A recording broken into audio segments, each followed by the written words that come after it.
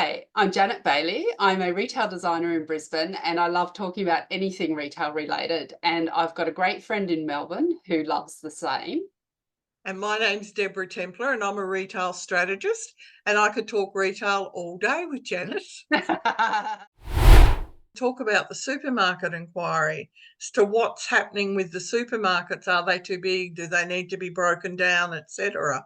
And I Mm, also noticed that the green life industry, which is plant growers, are wanting Bunnings to be included in that inquiry as well for their unfair practices to their suppliers. What are your thoughts on it? it's certainly a hot potato, Mm. that government inquiry that has started into the supermarkets. And I believe it's one of six inquiries along similar lines that are currently happening. Look, it's one thing for the governments to say, "Oh, we're going to do an inquiry on it," and then it's 12 months of inquiry, and then at the end of the day, really, whatever the findings are, they can't really enforce them, can they? Because we don't live in a dictatorship. Well, I think we've got that many inquiries and royal commissions and reports sitting on desks and shelves within government that have never been activated, that it does make you wonder. However, like I certainly know I get peeved. I don't want meat to be under lock and key. They've just Mm, gone bonkers with their oh, with yeah, everything really, yeah. everything. Did you notice a couple of weeks ago when this topic had really come up, especially about meat, and it was all over the news and the media about how expensive meat was? And so I actually noticed myself that for a week or two, the price of just mince, for example, was dropped significantly. I just went in to buy some mince and I went, oh my God, I haven't seen it this cheap for ages. And they seem to have both dropped it, Coles and Woolies. And then as soon as the issue kind of went quiet, it went back up again. I noticed exactly the same thing, Yep, yep. which is just the way it operates. It's so infuriating.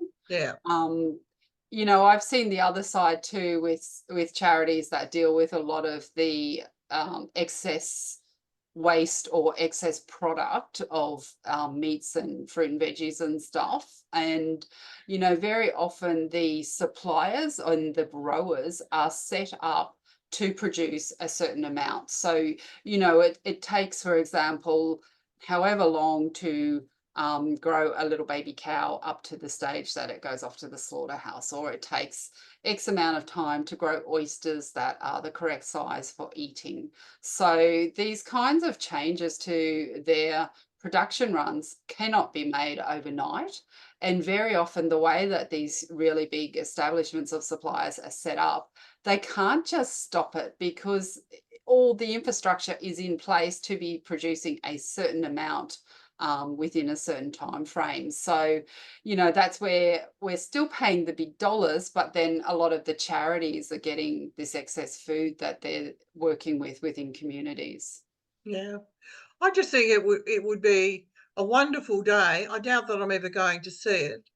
That instead of the profits going to shareholders, that they actually reduce prices for their customers. Yeah. And Yeah. maybe they could look at not such huge pay packets to their CEOs and senior management, Yep. particularly when you look at what they're doing to the farmers and the growers, because they are not getting premium prices by any means. I know. Yeah, that's right. That's right. And a lot of those shareholders are average people who are shopping at those shops. So, Yeah. I mean, I'm sure that they would be happy to be getting better prices at the supermarket than, their dividend returns or whatever, Mm. because, everyone's still got to eat, basically. We've still got to go off and get our groceries. Or have them delivered to our door. Yes, yes, yeah. Now that's interesting what you said about Bunnings too, that there's advice that it should be included in this inquiry. Mm. They are just an absolute powerhouse, aren't they? They've already wiped out two other competitors, and we saw Masters start up. Now, Masters was always I think wasn't the best business structure to start with. They Wasn't. very, very weird in how they set out from day one to run their business, because you could never get everything you needed, and then you were always doing a second trip to Bunnings anyway.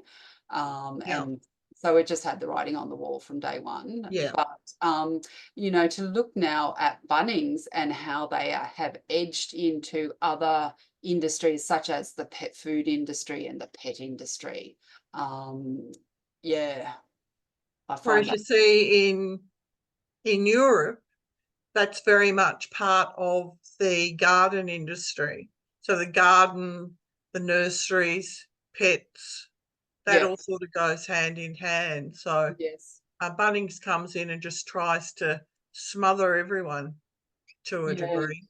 Yeah, well, I mean, we're not going to hold our breath for this No. supermarket inquiry, because it's going to be 12 months for starters. So we'll be well and truly have carked it by then, run out of air. Um, but I'm not even going to get excited about what the findings are and what they hand down as recommendations, because really they have no power. And even if the government was to implement new regulations that did give them the power over the supermarkets, you have to say, at what point would that stop?